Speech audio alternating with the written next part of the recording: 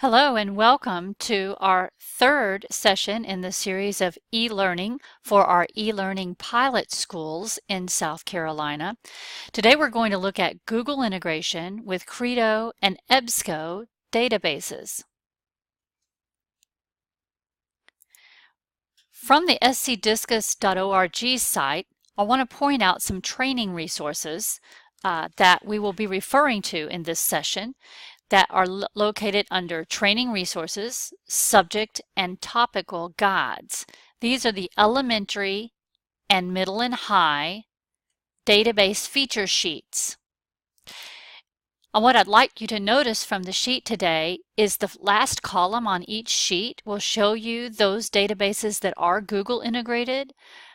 Today we're actually looking at Credo reference and the EBSCO series of databases. We'll start with EBSCO and Google. I do want to mention that some of the databases do not have Google integration and some of them do, and we'll look at those on our next slide for EBSCO. You can access the EBSCO host databases in Discus from the grade level menu,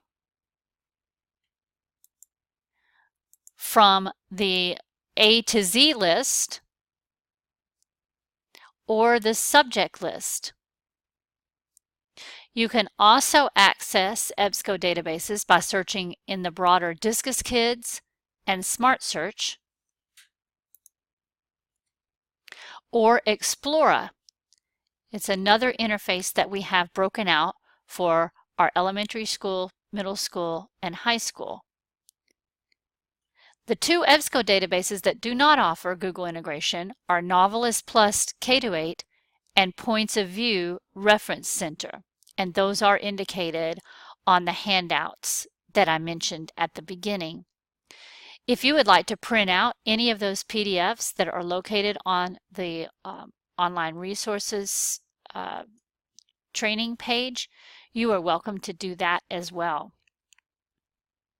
So if I conduct a search in Explora, you can see I've searched on robotics here in the search screen, and I've clicked on an article.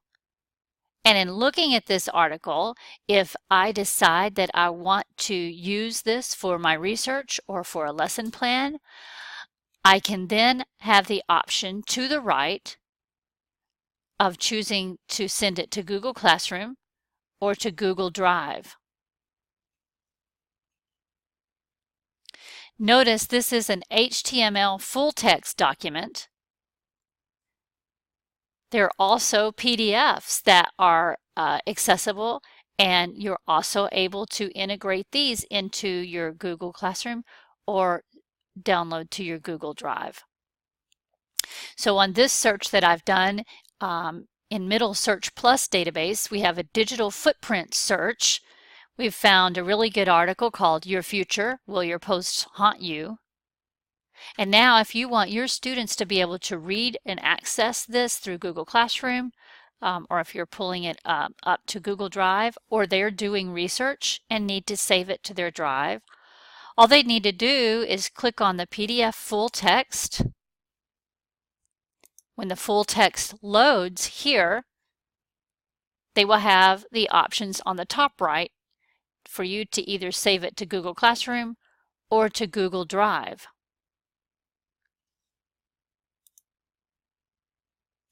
Once you've clicked on Save to Google Drive, notice you get a message that says your document has been saved to your Google Drive account. This is if you are logged into it, so it's always best to log into your Google before you conduct searches. If you haven't, it will also give you a message telling you to do so if you've already gone into your research process.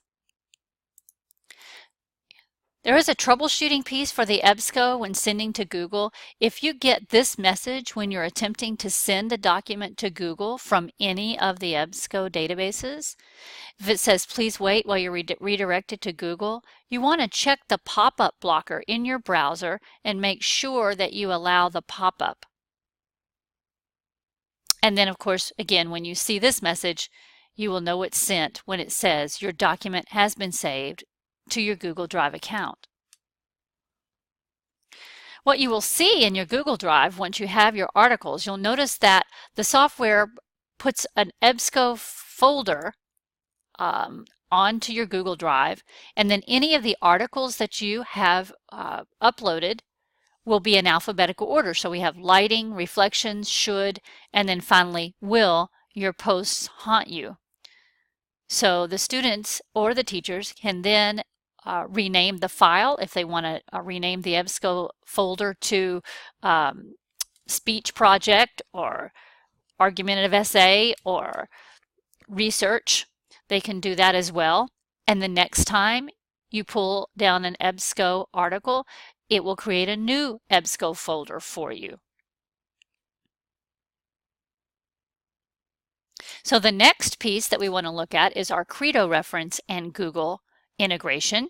And the Credo is available from the middle school and the high school links from the grade level menu at scdiscus.org. It's also available to you from the A to Z list. So if I run a search in Credo on periodic table here, and I've located a topic page that I really love because it gives me a lot of good explanation of the periodic table. It also provides me a mind map here. If I want to save this topic page, I would just need to click on the print export icon that has a little piece of paper with an arrow on it, and I can choose to export to Google Drive. I can also choose to download PDF for printing, or you can save that PDF locally. So once I choose Export to Google Drive, if you have not signed in with your Google prior to conducting the search, you will be prompted to sign in or choose an account to continue to export to Google Drive. So the Credo reference article exports to Google Drive in the same fashion as your EBSCO does. It creates a Credo folder on your drive, and it saves the article again in alphabetical order. We have art, band animal, motorcycle, and finally P, periodic table. And again, if you've saved other Credo resources, your new article will be added to the existing Credo folder in alphabetical order. The article opens, when you open this on your Google Drive, it will open in the Google Docs editor, as you can see here.